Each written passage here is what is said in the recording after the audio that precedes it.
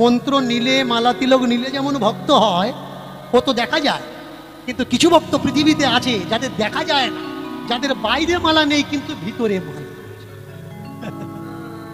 আজকের এই যে প্রোগ্রামের আয়োজন যে করেছে, কখনো চেক করে দেখবেন এদের গলায় কটা মালা। স্বামী বিবেকানন্দ, এমন কোনো কীর্তনিয়া নেই যে স্বামী বিবেকানন্দ রামকৃষ্ণের কথা স্টেজে দাঁড়িয়ে বলে না।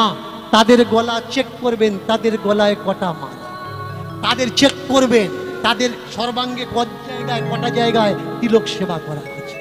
অনেকে আমায় বলে, বাবা আপনি কি মালা তিলক সহ্য করতে পারেন না?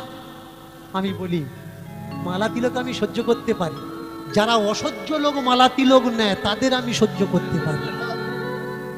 ভালা তিলক, ভালো লোক মালা তিলক নেয়, সে যেই জাতের হোক না কেন তার পাদস্পর্শ করে আমি কোটি নমন করি।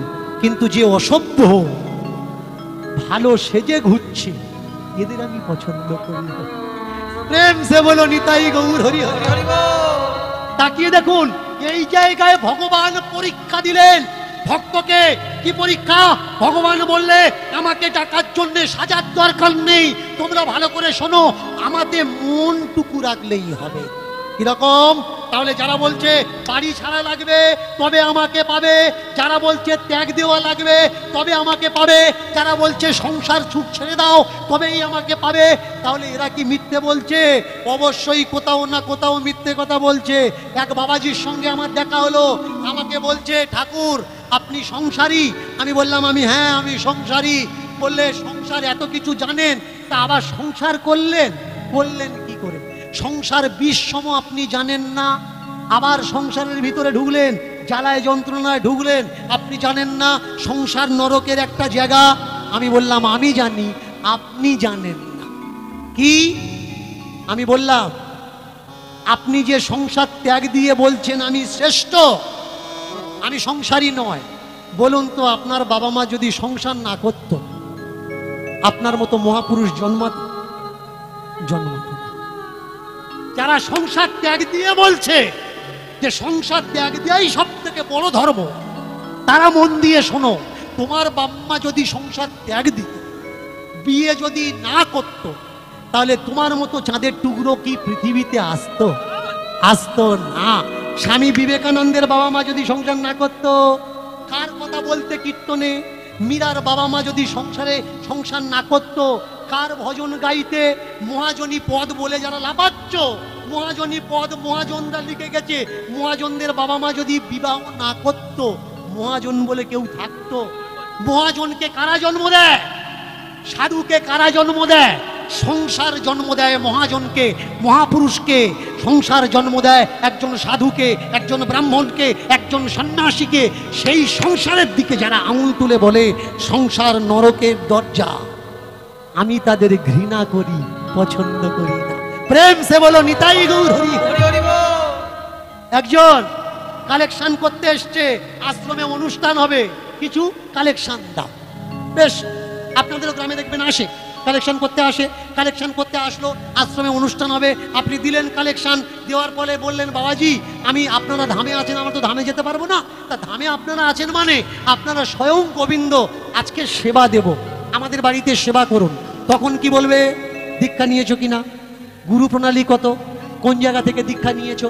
আচ্ছা, টাকা নেওয়ার সময় মনে পড়লো না যে দীক্ষা নিয়েছিস কিনা, গুরু প্রণালী কত, কোন জায়গার থেকে দীক্ষিত, কোন জায়গার আশ্রয়ী।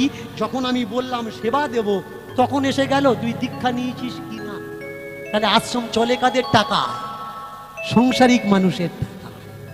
সংসার ত্যাগ দিয়ে ওখানে উঠে বলছো সংসার নরকের দরজা। সংসার না থাকলে তোমার আশ্রমে রুটি তৈরি হবে তো? সংসার যদি না থাকে তোমার আশ্রমের চুলোয় ভাতটা তৈরি হবে তো? কে তোমার খেতে দেবে? তুমি বলছো ত্যাগ দাও, মেনে নিলাম ত্যাগই সর্বশ্রেষ্ঠ ধর্ম, সকলে ত্যাগ দিল, কেউ বিয়ে করলো না, তাহলে তৈরি হবে কি করে?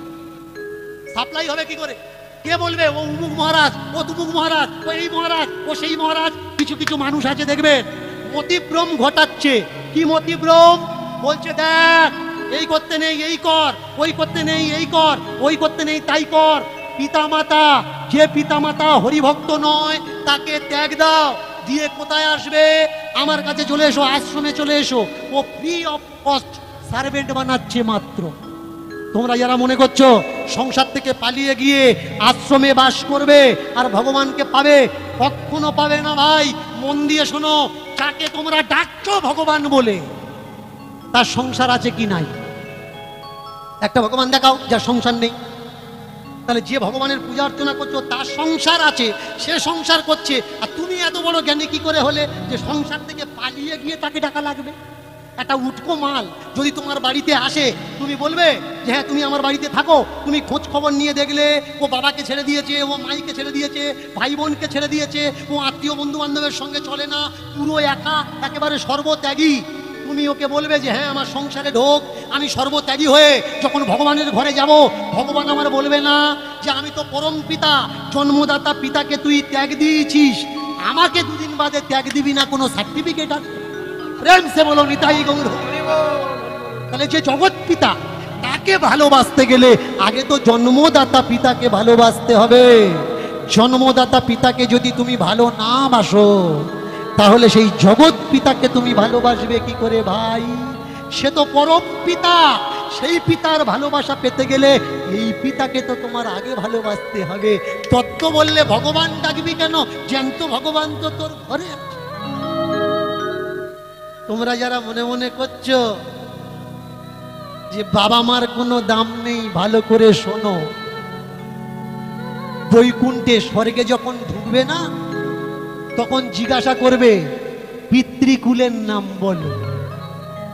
এই আধার কার্ড করতে গেছো, বলা লাগেনি বাবার নাম কি, দেওয়া লেগেছে। রেশন কার্ড করতে গেছো, বলা লাগেনি বাবার নাম কি। তাই এই জায়গা থেকে বাবা ত্যাগ দিয়ে ওই জায়গায় যখন যাবে, আর সে যখন জিজ্ঞাসা করবে বাবার নাম কি, তুমি বলবে বাবা মাছ মাংস খায় বলে ত্যাগ দিয়েছি, ওই বাবা দরকার নেই, আমার তোমার মতো বাবা দরকার। বুঝে দেখো চক্রান্তটা কেমন। চক্রান্ত কি? যে বলছে মাছ মাংস খায়, হরি ভজে না, ওই বাবা মাকে ত্যাগ দাও। ঠিক আছে, ওই ছেলেটা তুমি তোমার কাছে নিলে, কিন্তু ওর রক্তটা তো মাছ মাংস দিয়ে তৈরি, ওর হাড়টা তো, চামড়াটা তো মাছ মাংস দিয়ে তৈরি, কারণ ওর বাম্মা মাছ মাংস খেত। তাহলে তুমি ওই মালটা নিয়ে তোমার আশ্রমে রেখেছো, ওর গায়ে থেকে যে মাছ মাংসের রক্ত সেগুলো বের করবে কি করে? আগে সাফ করো ভাই।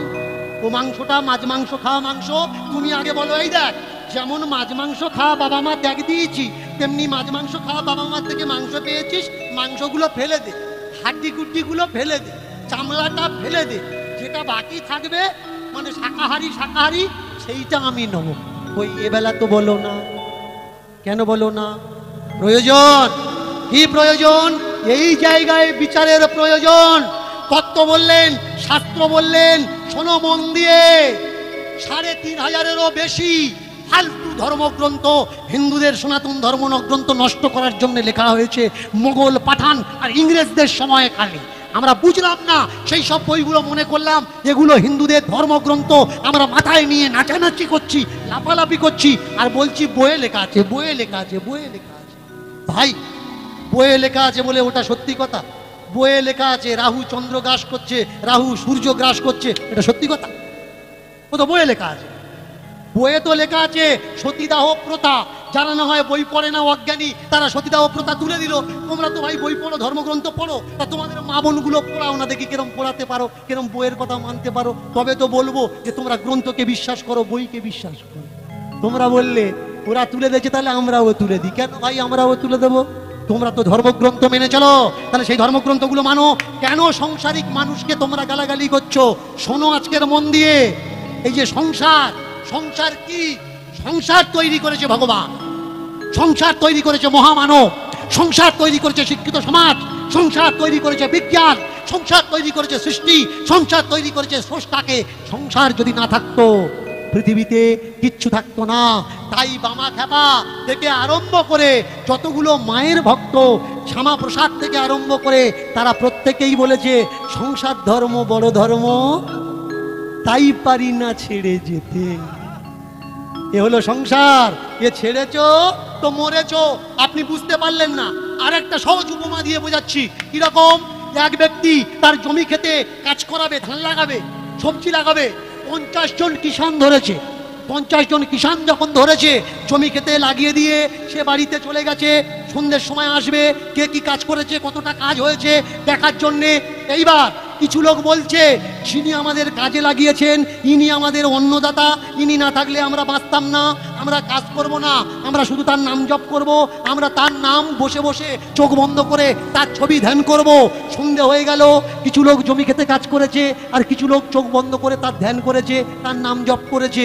জমির মালিক সন্ধ্যার সময় এসে দেখছে যতটুকু কাজ হওয়ার দরকার ততটুকু হয়নি।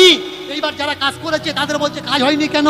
বললে কিছু করেছে, আর কিছু লোক বসে তোমার চিন্তা করেছে, তোমার মালা নিয়ে তোমার নামগুলো জপ করেছে।